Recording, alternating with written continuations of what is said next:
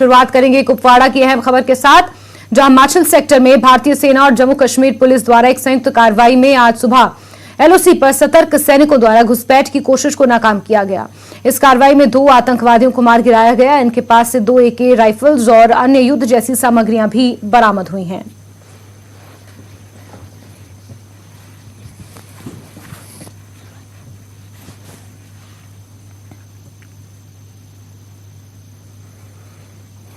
केंद्रीय गृह मंत्रालय ने एक बड़ा फैसला लेते हुए जम्मू कश्मीर और लद्दाख में अब सभी सुरक्षा बलों को कानूनी प्रोटेक्शन प्रदान की है। सीआरपीसी के सेक्शन 45 में अब सभी सुरक्षा कर्मियों को संरक्षण मिलेगा। ये गृह मंत्रालय के इस आदेश के बाद अब बिना केंद्र के मंजूरी के सशस्त्र बलों और सीएपीएफ के कर्मियों की गिरफ्तारी नहीं हो सकती।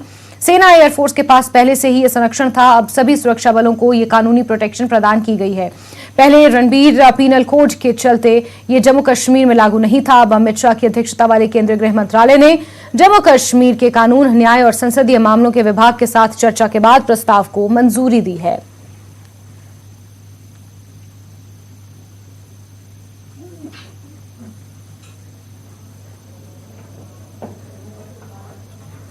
वहीं भारतीय जनता पार्टी के राष्ट्रीय महासचिव और जम्मू कश्मीर के प्रभारी तरुण चुग ने जम्मू कश्मीर की पूर्व मुख्यमंत्री महबूबा मुफ्ती द्वारा भाजपा पर ईस्ट इंडिया कंपनी होने का आरोप लगाने पर कड़ी प्रतिक्रिया जाहिर की है और कहा है कि भाई को भाई से लड़ाने का काम किसने किया। तरुण चुग ने महबूबा मुफ्ती से सीधे शब्दों में सवाल पूछा है कि 1990 के दशक में देश का आंतरिक मंत्री कौन था। जब कश्मीर बनेगा पाकिस्तान के नारे सुनाई दे रहे थे तो गृह मंत्री चुप क्यों थे। कहते थे कि जम्मू कश्मीर के लोग, खासकर कश्मीर वादी कश्मीर के लोग लड़ रहे हैं कुछ और हासिल करने के लिए, मगर मैं कहता हूं जो हमारे पास है, हमारा 370, हमारा आईन, हमारा झंडा, हमारे रेजिडुअरी पास, पहले इसको बचाओ। और शायद उसी को बचाने के लिए मुफ्ती मोहम्मद सईद साहब ने इतना बड़ा फैसला किया, बीजेपी के साथ हाथ मिलाया, ताकि अगर हम इनको खुला छोड़ देंगे तो ये सब तहस नहस करेंगे जो इन्होंने 2019 के बाद सब कुछ तहस नहस किया। तो ये बात आपको लोगों को समझानी चाहिए, बतानी चाहिए कि हमने बचाया 370 को 2019 तक, हमने कुर्बानी दी, हमने अपनी क्रेडिबिलिटी दांव पे लगाई, हमने सब कुछ छोड़ दिया। नहीं तो वजीर आला तो मुफ्ती साहब कांग्रेस के साथ भी बन सकते थे। महबूबा जी से मैं पूछना चाहता हूं, जम्मू कश्मीर में भाई से भाई से लड़ाने का काम किसने किया। 89 में कौन देश का गृह मंत्री था जब कश्मीर के अंदर नारे लग रहे थे कि कश्मीर बनेगा पाकिस्तान, कश्मीरी पंडितानियों के साथ कश्मीरी पंडितों के बिना। कौन था गृह मंत्री? क्यों चुप रहे देश के गृह मंत्री? कौन ईस्ट इंडिया कंपनी है, कौन लूट रहा है, किन्होंने जम्मू कश्मीर को लूटा है। आप कहीं भी जाके पूछेंगे तो जम्मू कश्मीर के नागरिक कहेंगे कि 3 परिवारों ने, मुफ्ती परिवार, अब्दुल्ला परिवार और नेहरू गांधी परिवार ने जम्मू कश्मीर को लूटा है। आज महबूबा जी से सहन नहीं हो रहा कि किस तरह जम्मू कश्मीर आगे बढ़ रहा है। जम्मू कश्मीर आज विश्व की बड़े बड़े कार्यक्रमों को होस्ट कर रहा है।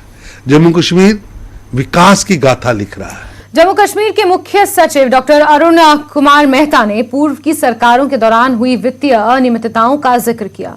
मुख्य सचिव ने कहा कि पूर्व में टेंडर में 1 रुपए की चीज का रेट 1000 रुपए बताया जाता था। साथ ही पहले हुए कार्यों के उचित दस्तावेज भी उपलब्ध नहीं है।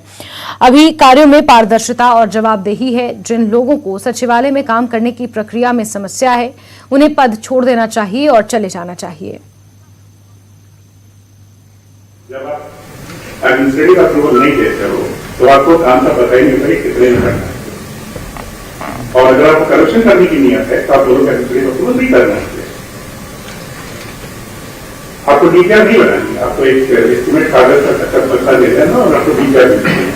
आज हम जब भी देखते हैं 2000 के पहले के पुराने कागजों का तो डीपीआर ही नहीं होता है। भगवान ने कैसे अप्रूवल क्या है, डीपीआर में एक स्केचिंग का पेपर होता है, मुझे डीपीआर नहीं होता था, एए नहीं होता था, टेक्निकल सैंक्शन नहीं होता था, क्या भी बनाया, कितने पैसे में बनाया, किसी को पता ही नहीं होता था। 100 रुपए की चीज आप 1000 रुपए में बना लीजिए और वो के साथ थोड़ा कमाल हो गया, 1000 रुपए की कर दी। अगर अगर करप्शन की नियत होती तो ए की जरूरत नहीं है, डीएस की जरूरत नहीं, कैंपिंग की जरूरत नहीं, टीचर की जरूरत नहीं, आप क्या करें निकालिए और ले जाइए और ये ऑफिस की जरूरत नहीं है, ना रिकॉर्ड मिलेगा ना पकड़े जाए। मेरा ये मानना है कि फाइनेंस डिपार्टमेंट ने करप्शन के मामले में जो काम किया है वो जम्मू कश्मीर की तारीख में उसका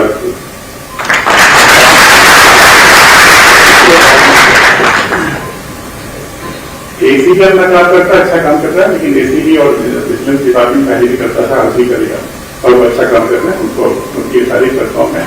लेकिन जो एक्चुअल चीज आया है वो इन सिस्टम से आया है और इसको प्रिवेंटिव विजिलेंस बोलते हैं। तो उसका प्रिवेंटिव विजिलेंस में आपका बहुत बड़ा योगदान है। आप लोग इस बात घर जाए तो इस बात पर फख्र महसूस करें आप लोग कि आप लोग 9,000 से 92,000 पहुंचा रहे हैं।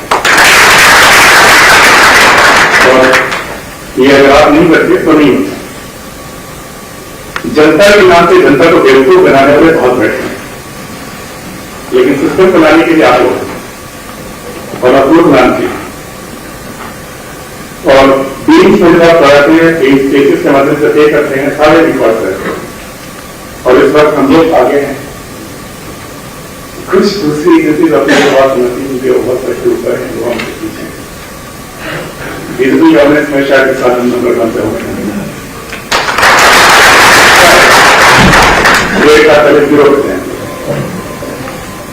और 1.5 साल के अंदर में किसी भी दुनिया की किसी भी कोने में इतनी तब्दीली नहीं हुई है।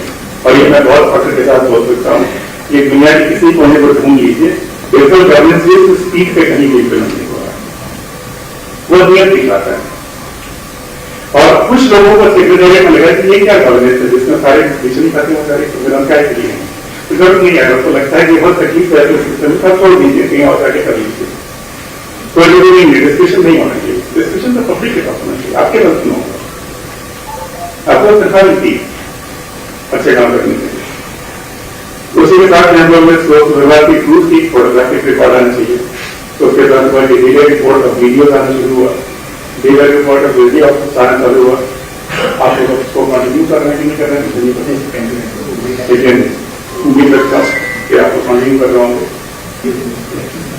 जन भागीदारी में एक ही काम को जम्मू कश्मीर में हो रहे हैं, वो सब वहां रिफ्लेक्ट होते हैं और कोई भी जनता उसमें बगैर किसी पासवर्ड और उसके देख सकती है। ये अच्छी चीज नहीं है। आप लोग जितने लोग बैठे पीछे, एक तो लेट आया तो कुछ लोग सब और ऊपर से जन भागीदारी का भी पता नहीं है, तो फिर आप लोग फाइनेंस डिपार्टमेंट में होना चाहिए या नहीं होना चाहिए, आपको आप खुद सोच लीजिएगा जनता के।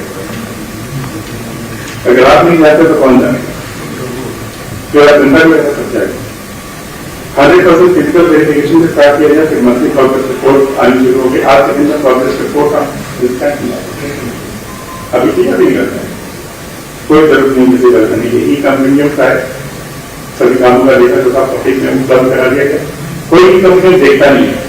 जम्मू कश्मीर कांग्रेस के मुख्य प्रवक्ता रविंद्र शर्मा ने मुख्य सचिव के बयान पर प्रतिक्रिया व्यक्त करते हुए कहा कि अगर पहले फंड में कोई अनियमितता हुई है तो इसकी पूरी तरह से जांच की जानी चाहिए। उन्होंने कहा कि इस तरह के बयान देने से मकसद पूरा नहीं होगा। देखिए, चीफ सेक्रेटरी का ये बयान बड़ा गैर जिम्मेदाराना है कि पहले जो है वो काम नहीं होते थे, पैसा लोगों की जेब में जाता था और अब नहीं जाता। जिनके जेब में जाता था उनका निकालना चाहिए, उनको जेलों में भरना चाहिए। सियासी आदमी कोई भारतीय जनता पार्टी के लोग तो ये कहते रहते हैं कि इस तरह के बेहुदा बयानात लेकर एक एडमिनिस्ट्रेटर इस तरह के बयानात दे, ये बहुत आपत्तिजनक है कि करप्शन बड़ी है और लोग जो है वो करप्शन में परेशान हैं। और सरकार ये दावे करती है जिन्होंने पहले करप्शन किया उनके खिलाफ कार्रवाई क्यों नहीं होती? उन लोगों के जेब से पैसा निकालो, उनको जेल में डालो, जो लोग हैं इसको साबित करें, सबूत करें, जांच करें उन लोगों के खिलाफ। अकाउंटेबिलिटी कमीशन जो था वो तो बंद कर दिया। एंटी करप्शन ब्यूरो जो है वो पटवारी और गद्दावर और क्लर्क और उन लोगों को पकड़ता है। पिछले 9 साल में कितने लोगों को पकड़ा गया, कितने बड़े मगरमच्छ को पकड़ा गया? अगर लोगों ने करप्शन की है उनके खिलाफ कार्रवाई क्यों नहीं होती, ये पूछने का सवाल है। अगर सरकार ये मानती है कि कुछ लोगों ने पैसा खाया है, सत्यपाल मलिक जी ने भी कहा, लेकिन सीबीआई तो ईडी उनके घर में जाती है बजाय उनका जिनका उन्होंने नाम लिया है। इसलिए करप्शन के बारे में दोहरे मापदंड नहीं होने चाहिए। जिन्होंने करप्शन किया उनके खिलाफ सख्त कार्रवाई होनी चाहिए और इस तरह के बयानात हवा में नहीं देने चाहिए। और इसी खबर पर ज्यादा जानकारियों के साथ हमारे वरिष्ठ सहयोगी मनोज कौल सीधे हमसे जुड़ गए हैं। मनोज, अब जिस तरीके से मुख्य सचिव ने पूर्व की सरकारों पर भ्रष्टाचार के आरोप लगाए हैं, कई तरीके की बड़ी बातें उन्होंने कही हैं, इस पर प्रतिक्रियाओं का सिलसिला भी अब जारी है। कांग्रेस की तरफ से भी प्रतिक्रिया आई है और कांग्रेस ने साफ शब्दों में कहा है कि अगर उन्हें लगता है कि पूर्व में इस तरीके से अनियमितताएं हुई हैं फाइनेंशियल फंड्स के साथ, जिस तरीके से वो आरोप लगा रहे हैं, तो उसकी जांच होनी चाहिए। मनोज। हाँ, देखिए जैस्मिन, जिस तरह से चीफ सेक्रेटरी ने कहा है कि वो एक जिम्मेदार ऑफिसर हैं, उनका साफ ये कहना था कि जो पिछली सरकारें रही हैं उस दौरान करप्शन हुआ है, जहां उन्होंने ये भी जिक्र किया कि जहां 1 रुपये की चीज़ खरीदी थी उसको 1000 रुपये की बताया गया है और पैसा जो है वो कई लोगों की जेबों में चला गया है। ये जो उन्होंने बात की है तो ये कहा जा सकता है, क्योंकि वो जिम्मेदार अफसर हैं, चीफ सेक्रेटरी हैं जम्मू एंड कश्मीर के, तो वो जो भी बात बोलेंगे तो किसी तथ्य के आधार पर उन्होंने बोला होगा। हमने देखा कि पहले जब एलजी एडमिनिस्ट्रेशन यहाँ चार्ज संभाला, एलजी आए, तो उसके बाद से ये कोशिश की गई सरकार की तरफ से ऑनलाइन सर्विसेज, जितनी भी सर्विसेज हैं उनको ऑनलाइन किया जाए और अब तक कई सर्विसेज जो हैं उनको ऑनलाइन किया गया है और बार बार सरकार की तरफ से ये बताया गया है कि जब कम ह्यूमन इंटरफेरेंस होगा तो करप्शन जो है वो कम हो जाएगा।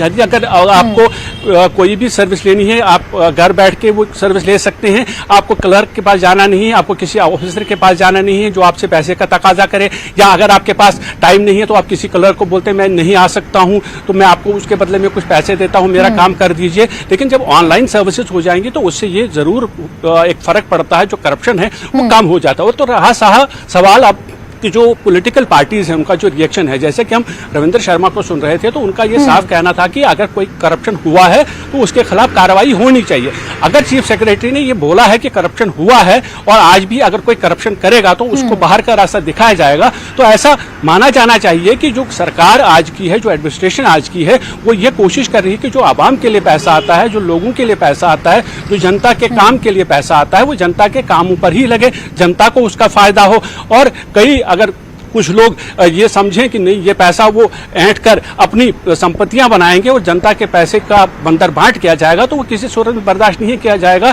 तो ये साफ जाहिर है कि सरकार जो है, जो आज की एडमिनिस्ट्रेशन है, उसने ये मन बना लिया है कि करप्शन जहां पर भी है, जो भी करप्शन में मुलविस रहा हो, लुप्त रहा हो, तो उसके खिलाफ कार्रवाई हो। और आज भी अगर कुछ ऑफिसर्स या कुछ गवर्नमेंट एम्प्लॉइज करप्शन करते हैं तो उनके खिलाफ कार्रवाई होनी चाहिए। तो लेकिन जिस तरह से ये कार्रवाई हुई है, अब कांग्रेस की प्रतिक्रिया सामने आई है, कुछ और पॉलिटिकल पार्टीज भी डेफिनेटली इस पर अपनी प्रतिक्रिया देंगे। हालांकि जितनी भी पॉलिटिकल पार्टीज हैं, अगर हमने देखा कि जितनी भी पॉलिटिकल पार्टी की सरकारें रही हैं, हर एक का हमेशा यही दावा रहा है कि करप्शन खत्म हो। अगर करप्शन खत्म होने के बारे में बात की जाती है तो मुझे नहीं लगता है कि उसमें किसी तरह की किसी को आपत्ति होनी चाहिए।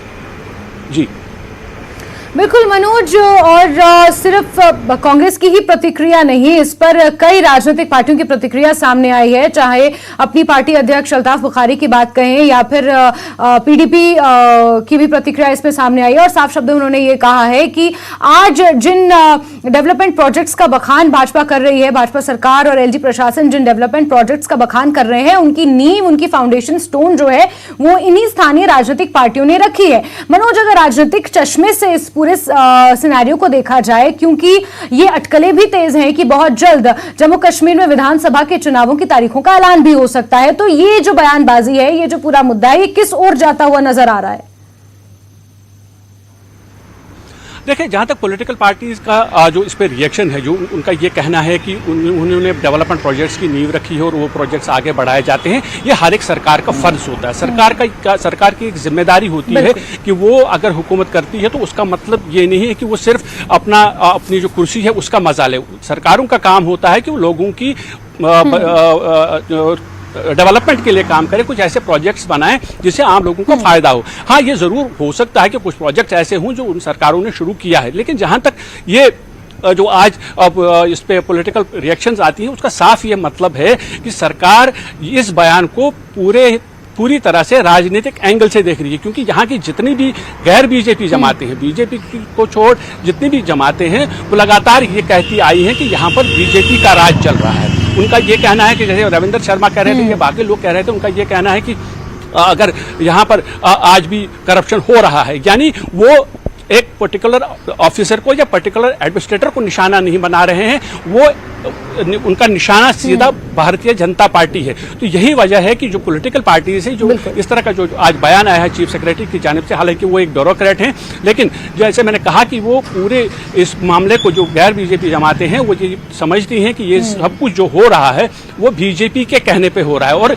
वो यही वजह है कि वो बीजेपी को निशाना बनाने में लगी हुई है, और कोशिश उनकी यही है कि लोगों तक वो अपनी बात पहुंचाएं ताकि वो उनका जो अपना सियासी एजेंडा है, जो उनकी अपनी राजनीतिक जो सोच है वो लोगों तक पहुंचाए, ये कहते हुए कि बीजेपी जो कुछ कर रही है या एडमिनिस्ट्रेशन जो कर रहा है वो बीजेपी के कहने पे किया जा रहा है और बीजेपी उनके लिए ठीक नहीं है। हालांकि बीजेपी की तरफ से इस पर अगर हम प्रतिक्रिया की बात करें तो कोई प्रतिक्रिया आई नहीं है, लेकिन साफ ये है कि जैसे आपने कहा कि चुनाव का लग रहा है, माहौल बन रहा है, ऐसे में जो जितनी भी पॉलिटिकल पार्टीज हैं वो इसको राजनीतिक एंगल से देख रही हैं, और उनकी ये कोशिश है क्योंकि अगर कोई भी ऑर्डर, कोई भी कदम जो एलजी एडमिनिस्ट्रेशन की तरफ से उठाया जाता है, चाहे वो डायरेक्टली एलजी मनोज सिन्हा की तरफ से उठाया जाए या फिर ब्यूरोक्रेटिक लेवल पे उठाया जाए, तो उसको निशाना बनाए, उसकी कहीं ना कहीं नुक्ताचीनी की जाए ताकि वो अपनी जो उनकी सियासी जमीन है उसको और मजबूत कर सके। जी जैसे बिल्कुल, अपनी सहूलत के हिसाब से राजनीतिक बयान इस पर दिए जाए। मनोज, आपसे एक आखिरी सवाल लेना चाहूंगी।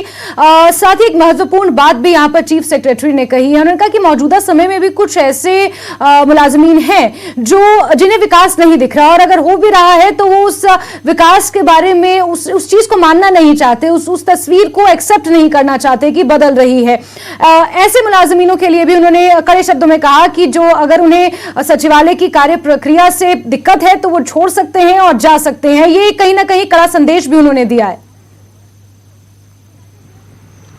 जी हाँ, बिल्कुल कड़ा संदेश दिया है। जैसे मैंने पहले ही ओपनिंग में ही ये आपसे कहा था कि उन्होंने ये कहा कि जो भी करप्शन करेगा उसको बख्शा नहीं जाएगा, और आज भी कुछ लोग करप्शन कर रहे हैं। आज भी कुछ लोगों को ये चीज़ें समझ में नहीं आ रही हैं कि आप जिस तरह की एडमिनिस्ट्रेशन है वो करप्शन को बर्दाश्त नहीं कर सकते। तो उन्होंने ये साफ शब्दों में ये कहा है कि वो छोड़ सकते हैं या उनके खिलाफ कार्रवाई भी हो सकती है। उन्होंने ये भी कहा कि उनको बख्शा नहीं जाएगा, अगर आज भी कोई करप्शन करता है तो उनको बख्शा नहीं जाएगा। यानी सरकार का जो आज जो मन है या आज जो चीफ सेक्रेटरी का जो बयान है उसमें वो कोशिश ये कर रहे हैं कि एक ट्रांसपेरेंट एडमिनिस्ट्रेटिव सेटअप हो जिसमें करप्शन के लिए कोई जगह ना हो, क्योंकि करप्शन एक बहुत बड़ी मीनेस है, बहुत बड़ी बिद्दत है जिससे आम लोगों को मुतासिर होना पड़ता है। क्योंकि ज़्यादा देखिए, जब भी कोई अगर कोई काम होता है, डेवलपमेंट का काम हो या क्लर्क के पास किसी को कोई सर्टिफिकेट लेनी है या कोई और काम ऑफिस में करना है, तो वो आम जनता से अगर पैसा ऐंठा जाता है, आम जनता से अगर पैसे का तकाजा किया जाता है, तो कुल मिलाकर करप्शन जो है पूरे समाज को, आम जनता को ही अफेक्ट करती है। तो यही वजह है कि कोशिश सरकार की ये है कि जो भी करप्ट ऑफिसर्स होंगे या करप्ट ऑफिशियल्स हैं उनके खिलाफ कार्रवाई हो, और यही एक कड़ा संदेश बिल्कुल मनोज, और यही चीफ सेक्रेटरी के बयानों से भी हमें समझ में आ रहा है कि पारदर्शिता के साथ काम हो, छोटे से छोटे काम से लेके बड़े से बड़े काम में पारदर्शिता हो, और जो डेवलपमेंट प्रोजेक्ट्स जम्मू कश्मीर में चलाए जा रहे हैं वो तय समय से पूरे हो सके ताकि जनता को उनका लाभ मिल सके। मनोज, बहुत शुक्रिया। हालांकि प्रतिक्रियाओं का सिलसिला इस पर जारी रहेगा, आप नजर बना के रखें, लेकिन इस तमाम बातचीत के लिए आपका बहुत बहुत शुक्रिया। और खबरें जारी रहेंगी, लेकिन वक्त एक छोटे से ब्रेक का।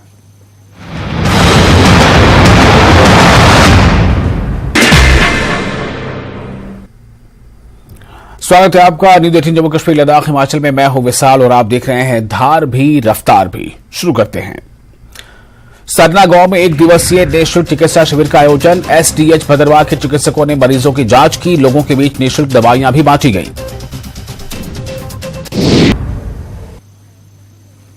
ब्रेक के बाद आगे बढ़ते हैं। जम्मू कश्मीर के बीजेपी अध्यक्ष रविंद्र रैना ने कहा है कि चुनाव आयोग को जल्द से जल्द जम्मू कश्मीर में विधानसभा चुनाव की तारीखों की घोषणा करनी चाहिए।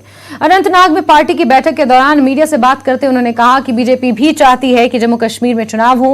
साथ ही उन्होंने कहा कि प्रधानमंत्री मोदी की नीति के कारण इन चुनावों में बीजेपी ही विजेता बनकर उभरेगी और जम्मू कश्मीर का अगला मुख्यमंत्री बीजेपी का होगा।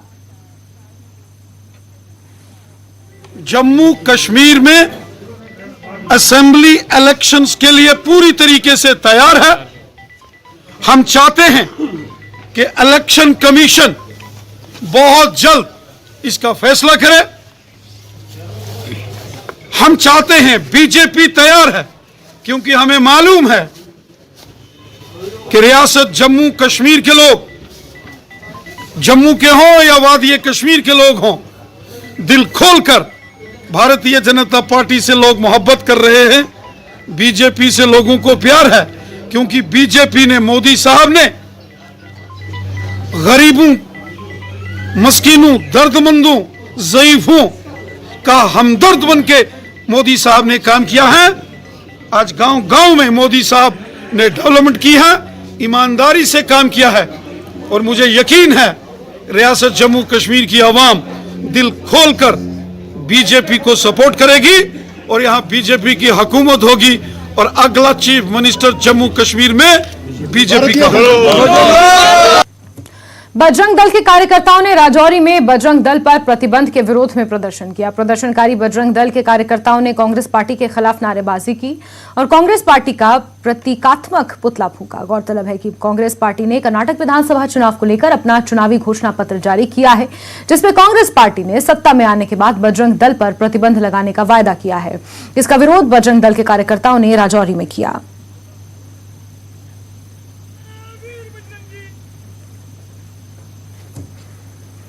आगे बढ़ेंगे और नूराबाद कुलगाम के ऊपरी इलाके में एक बार फिर भारी ओलावृष्टि हुई है, जिससे बड़े पैमाने पर फसलों को नुकसान हो रहा है और अब प्रशासन पीड़ितों की मदद के उपायों में जुटा हुआ है। इलाके में ओलावृष्टि की ताजा तस्वीरें भी सामने आई हैं।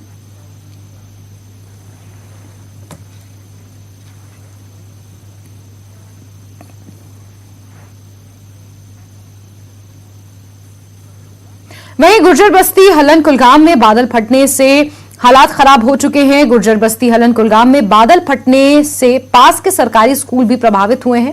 हालांकि बताया जा रहा है कि कोई बड़ा नुकसान नहीं हुआ है, लेकिन ये तस्वीरें हालात की गंभीरता को बयां कर रही हैं।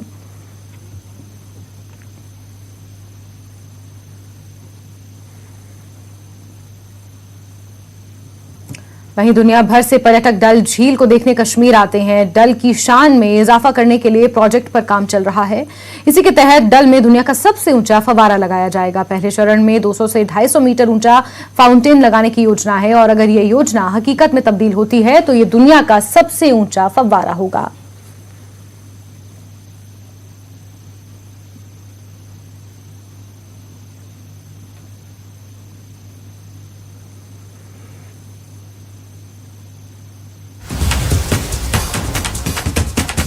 और पुंछ से खबर है, जहां टाटा मैजिक का वाहन हादसे का शिकार हुई है। इस हादसे में एक की मौत हुई है, 4 लोग इसमें जख्मी बताए जा रहे हैं। मंडी तहसील में यह हादसा हुआ है। हादसा किस वजह से हुआ, ये कारण अभी तक स्पष्ट नहीं हो पाया है, लेकिन हादसे की तस्वीरें भी सामने आई हैं, जहां एक टाटा मैजिक वाहन हादसे का शिकार हुई है। घोड़ानायक क्षेत्र में यह सड़क हादसा पेश आया है। मंडी तहसील के अंतर्गत ये पूरा इलाका पड़ता है और यहां पर यह हादसा हुआ है, जहां टाटा मैजिक वाहन हादसे का शिकार हुई है। एक शख्स की मौत और 4 लोग इसमें जख्मी बताए जा रहे हैं। तस्वीरें हादसे की सामने आई हैं। प्राथमिक उपचार के लिए सभी घायलों को हॉस्पिटल भेजा गया है। वहीं स्वास्थ्य मंत्री डॉक्टर धनीराम शांडिल ने दवा कंपनियों को सख्त हिदायत दी है। स्वास्थ्य मंत्री ने कहा है कि अगर हिमाचल में बनने वाली दवाओं के सैंपल अब फेल हुए तो कंपनी का लाइसेंस भी रद्द किया जाएगा। स्वास्थ्य मंत्री ने कहा कि दवाओं की क्वालिटी में किसी कीमत पर कॉम्प्रोमाइज नहीं होगा। पिछले महीने करीब 13 दवाओं के सैंपल लिए गए थे जो फेल हो गए, जिसे लेकर मंत्री ने सोलन में अब कहा है कि ऐसा हुआ तो सिर्फ जुर्माना या नोटिस नहीं बल्कि कंपनियों का लाइसेंस ही रद्द किया जाएगा। जिन कंपनियों के लगातार सैंपल फेल हो रहे हैं उनको लिस्ट आउट किया जा रहा है और जिनके जो लगातार ही हैं उनको हम प्रोडक्शन लाइन में रखेंगे, उनको नोटिस भी दिए जा रहे हैं और जो मतलब टाइम एंड अगेन जिनका सैंपल ही फेल हो जाएगा तो दे देना। और इसी के साथ बुलेटिन में फिलहाल के लिए बस इतना ही, लेकिन जम्मू कश्मीर, लद्दाख, हिमाचल के साथ साथ देश और दुनिया की अहम खबरों के लिए आप जुड़े रहिए न्यूज़ 18 JKLH के साथ। नमस्कार।